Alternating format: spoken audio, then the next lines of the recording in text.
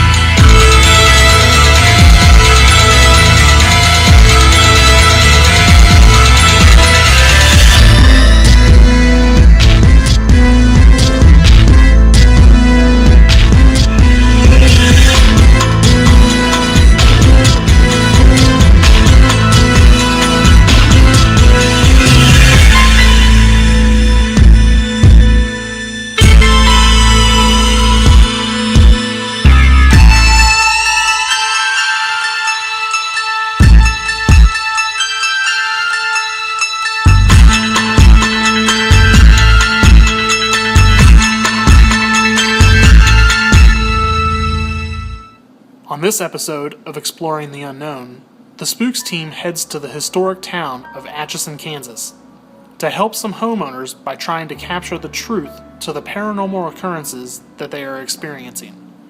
The McInteer Villa was built in 1889 for John McInteer, a prosperous Irish immigrant who made his fortune in the saddle and harness industry during the late 19th century.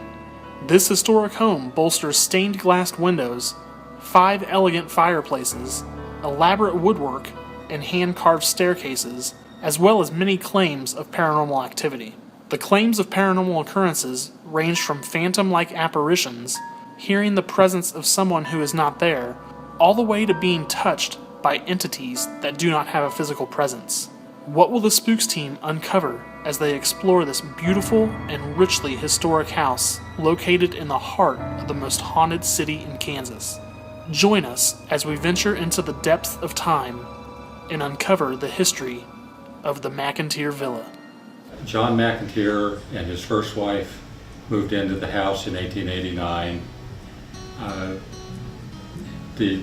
Alice, the first wife, died in 1891, and then John remarried, and then he died in 1902. And then his second wife died in 1913. And the house passed to her 3 sons. And then from that time, the house was kind of transferred hands very frequently, about 7 or 8 times, up to 1952 when Isabel Aldous bought the house. And then in 1969, my parents bought the house from Isabel, and they've had it in their possession in our family ever since then. Well, he was a harness maker, and he moved to Atchison and started a harness making shop, and then was outfitting wagons and selling pulling stock for the wagon trains that formed up here in Atchison and went west. So he was continually bringing in wagon bodies and rigging them up and sending them on. He was originally from Ireland, and he made the trek across the northern part of the United States in the general direction of Kansas, trying to find a place that he fit in, and found Atchison, and that's where he found a good fit for his skills. And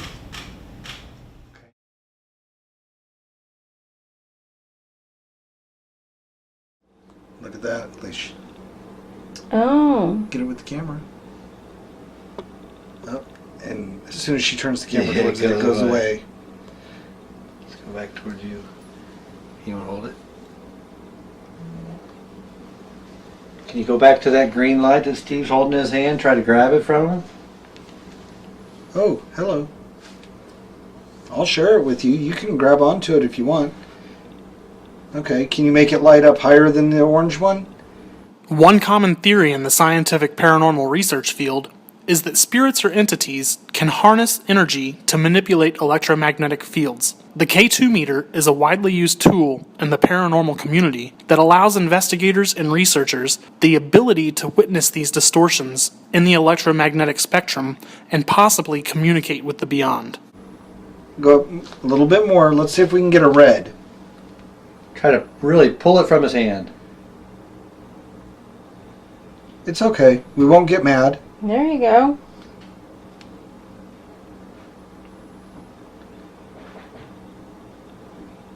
A little bit more. You're almost there. Make it go red. Bright flash and then nothing. Are you afraid?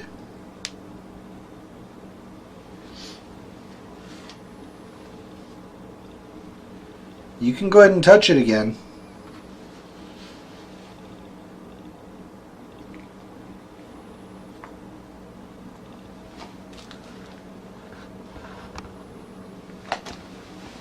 No, nada.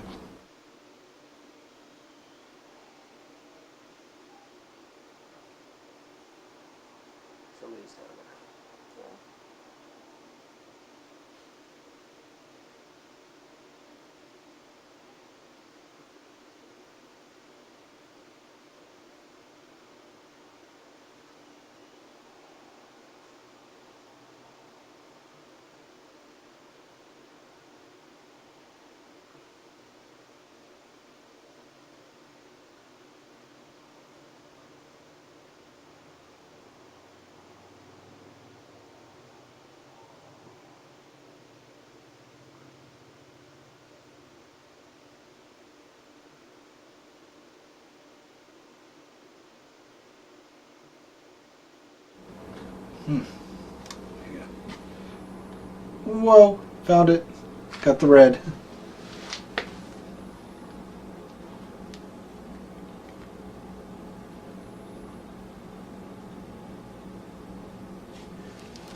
You want to come take it from me?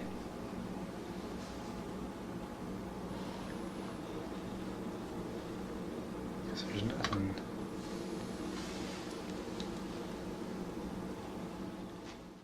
There was an incident in this room with Mother. She never liked to talk to her spirits that she saw, but she often saw them up on the second floor after they had moved in and were living there. She would indicate that she would catch a glimpse of a lady walking down the hall in a long white gown or a dress, and occasionally she would go out in the hall to see maybe at first who it was, and there would never be anybody there.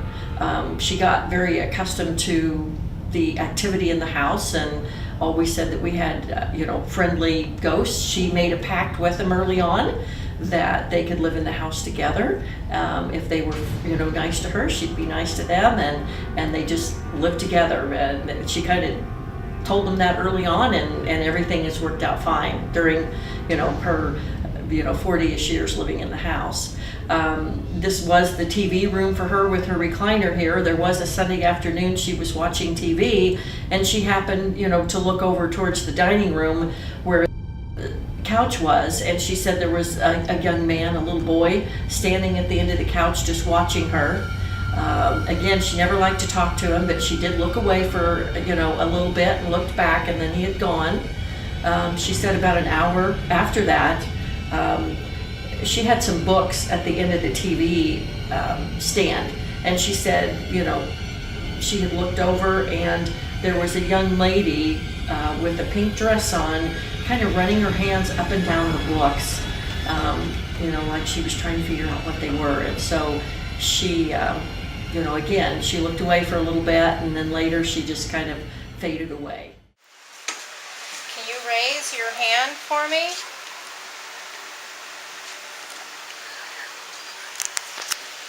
I can see you. Can you raise your hand for me?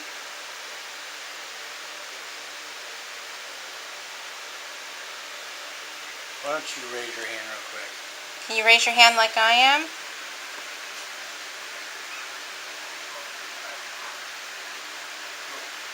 Dog's looking inside.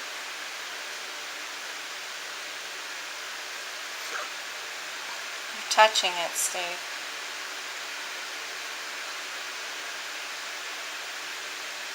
Looks like a small person in stature compared to you. Really? I don't see a head. No, it was on there earlier when it first popped up. Do you want to communicate with us? We'd like to talk to you. Oh. There you go.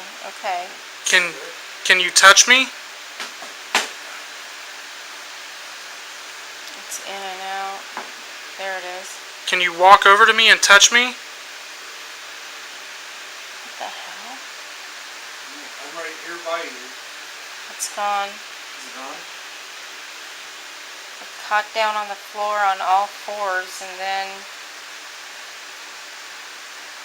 disappeared. Mom, when they first moved in, they lived on the second floor while Dad was rehabbing this floor and redoing all the woodwork.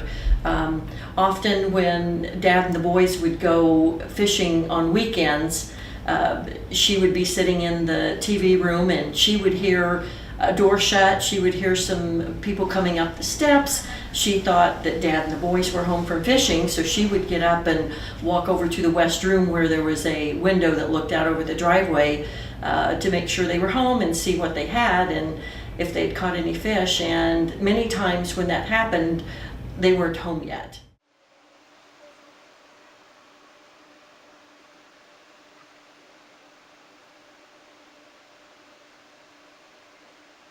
I want to go up to the attic. You want to try going to the attic? Why don't we just wait till it cools off a little bit? Hmm? Why don't we wait till it cools off a little bit? That's not ever going to happen. I mean, it will. While investigating in the master bedroom on the second floor, Nathan and Danny capture what appears to be an unknown voice. Is this the voice of a spirit replying to the conversation that they are having about the temperature in the room?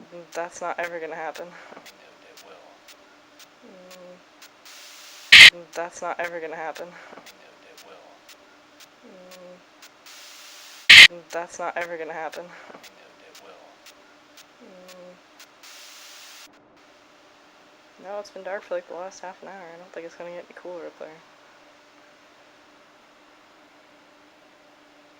I'm really surprised you're hot.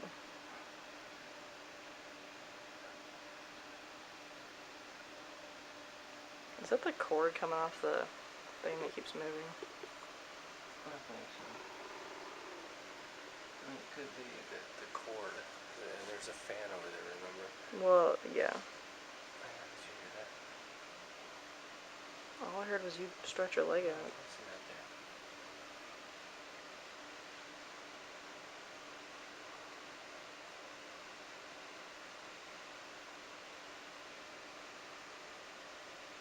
Did you hear it? Move your hair away from your ears. The only thing I hear is the fan. You don't hear that?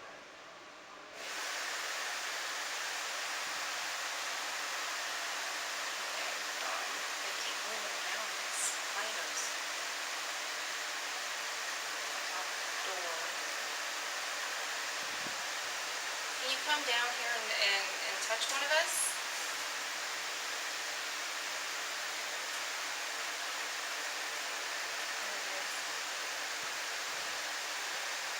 Can you wave hi? Can you wave to me? Oh, thank you. Did it wave to you? Yeah. Can you do that again? Can you wave to me? There it is. It did it again. Did you see it?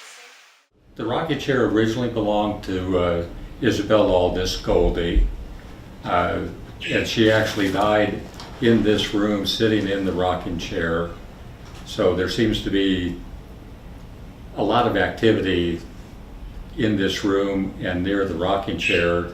I've actually seen the chair move a couple times when I couldn't explain air currents or anybody moving near it.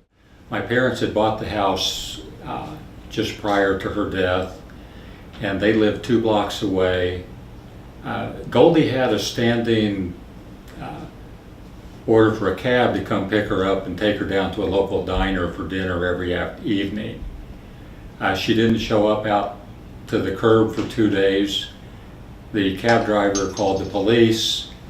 The police, knowing that my father owned the house and the fact that Goldie was known to have a weapon in the house, they contacted my father, and my father came up with the police, walked over, and they looked through the door right over here and could see Goldie sitting in a rocking chair with her head down, but her hand was laying on top of her pistol on the table right next to her. So my dad went around the house to the door that he had a key to and opened the door and came in calling her name all the way up until he got to where she was. When he reached out and touched her arm, he said it was cold, that she was not stiff at the time, but she was cold. So he moved her hand off of the gun and went and opened the door for the police to come in. What is your name?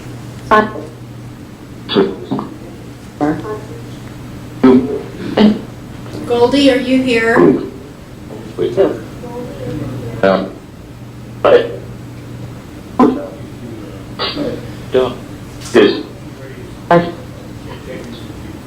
We want to talk to Goldie. Well,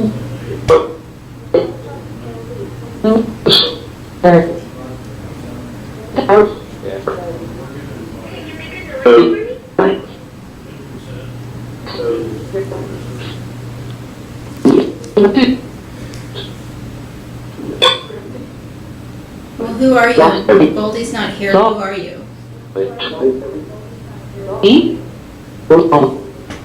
Someplace with me? We would really like to meet Goldie.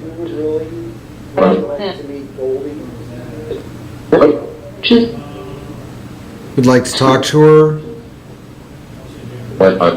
and hear her stories.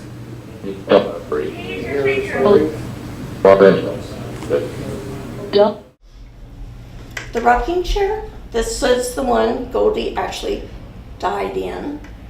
And we had did some home tours, and one night after one of the home tours, Mother was sitting in her recliner, which was in this spot, and the rocker was over at the other side of the fireplace where Goldie actually had sat and died. And I started feeling fingers going up and down my neck, and I turned around figuring it was my brother playing jokes on me, and no one was there. So the second time when I felt the fingers on my neck, I said, "Stop that." And Mother says, "What are you talking about?" And I said, "Somebody's playing jokes on me, tickling my neck." And she didn't say anything, and I said, "Okay, that's it." I got up, I moved over to the settee, and the next morning Mother tells me that Goldie wanted her rocking chair, and she was the one actually tickling my neck. Can you tell us your name?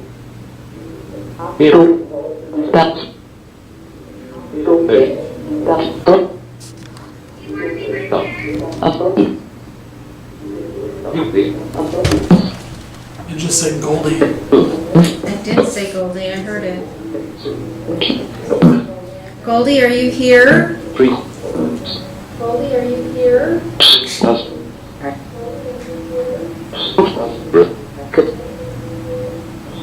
Hey. Come talk to us, Goldie. She might not actually be here.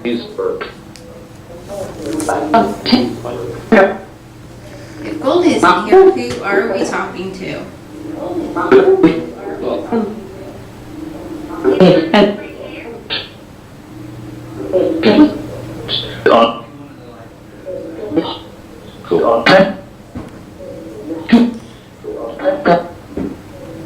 You can use this device to talk to us and we can hear you. But there's also two more things sitting on the floor where the green light is. If you get near that, you can make the lights change colors. It won't hurt you. The one with the red light, if you get near the antenna, it'll make noise and the lights will light up different colors.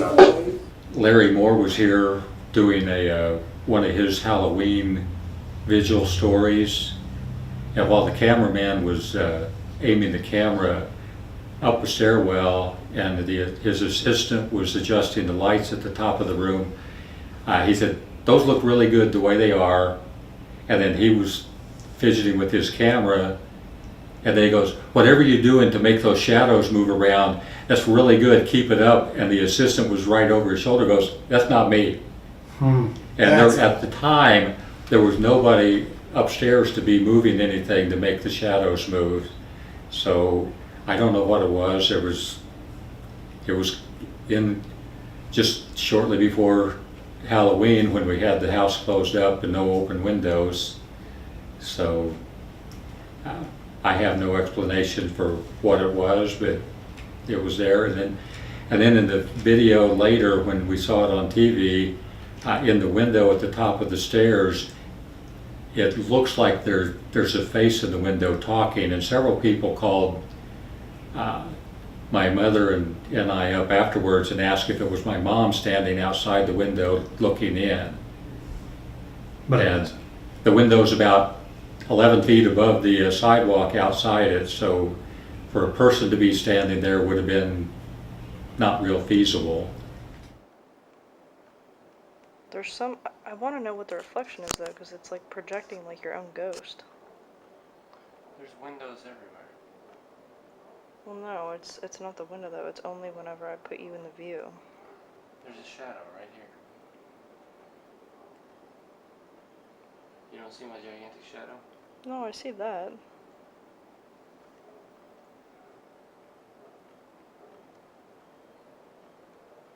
It's doing the same thing on your right side too.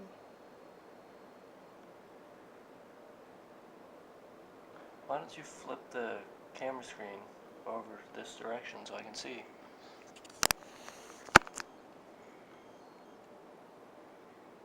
You see how when I pan over, and then once you're fully in the view, I don't know if it'll do it now, but you've got the same like fog on your back. You can't see what I'm talking about? No. Well, it's not happening now because you're here. See that like fog?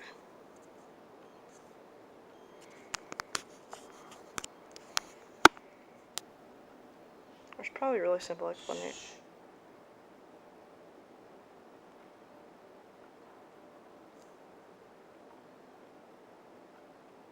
You don't hear that? No, what do you hear? This IR light just... What did you say? Hey, they're all lit up again.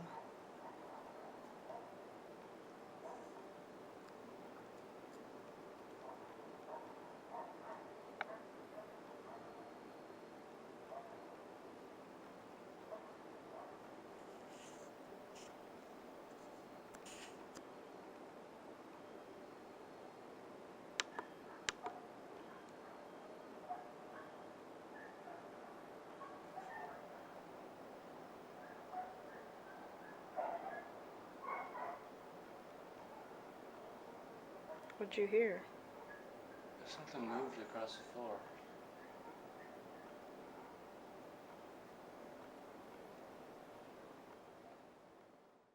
With the investigation drawing to a close, the Spooks team decides to call it a night at the McInteer Villa.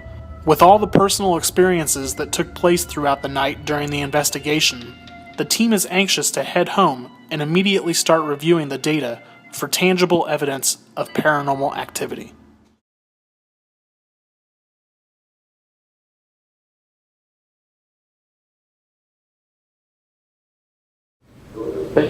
Can you tell us your name? Huh? Can you tell us your name? You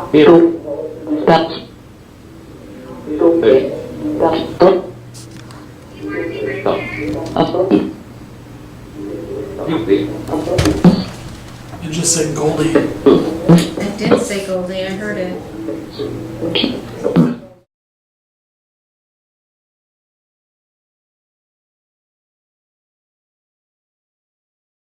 You want to come walk up these stairs towards me? Or walk down the stairs?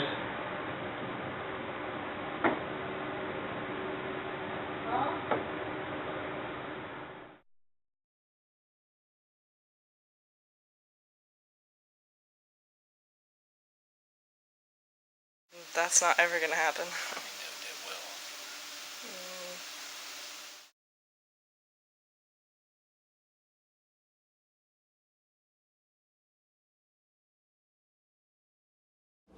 Look at that, Leash. Oh. Get it with the camera. Oh, and as soon as she turns the camera Yeah, towards it, it goes away. Let's go back towards you. You want to hold it? Can you go back to that green light that Steve's holding in his hand? Try to grab it from him? Oh, hello. I'll share it with you. You can grab onto it if you want. Okay, can you make it light up higher than the orange one?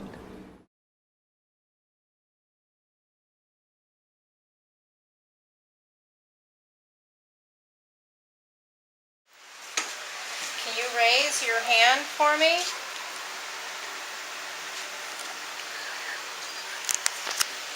I can see you.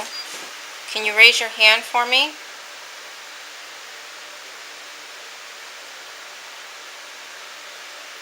Why don't you raise your hand real quick? Can you raise your hand like I am?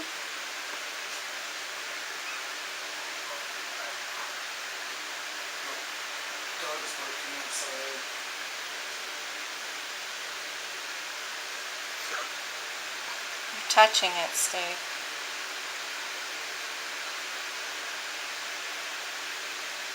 Looks like a small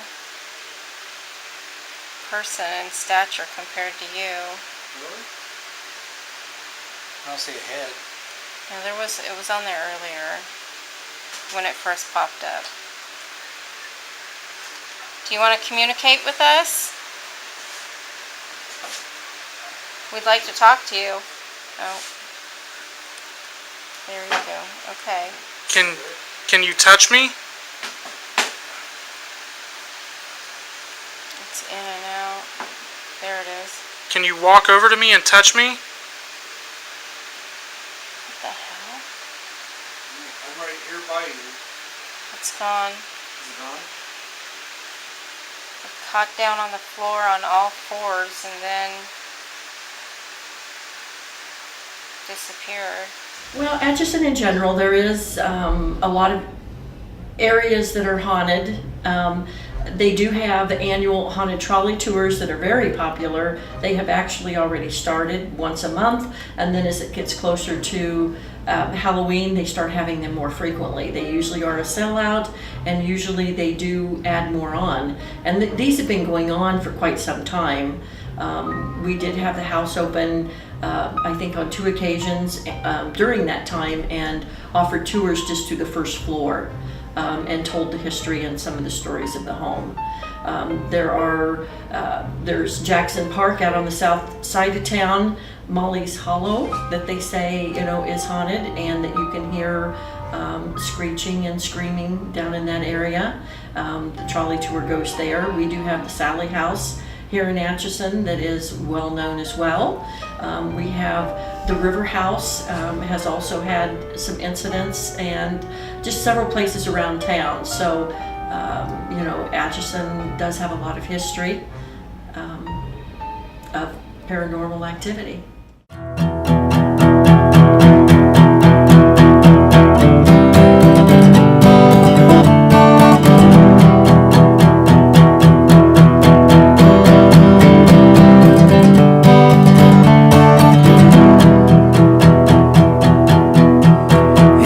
The 3rd of June, 1888. We were waiting for the summer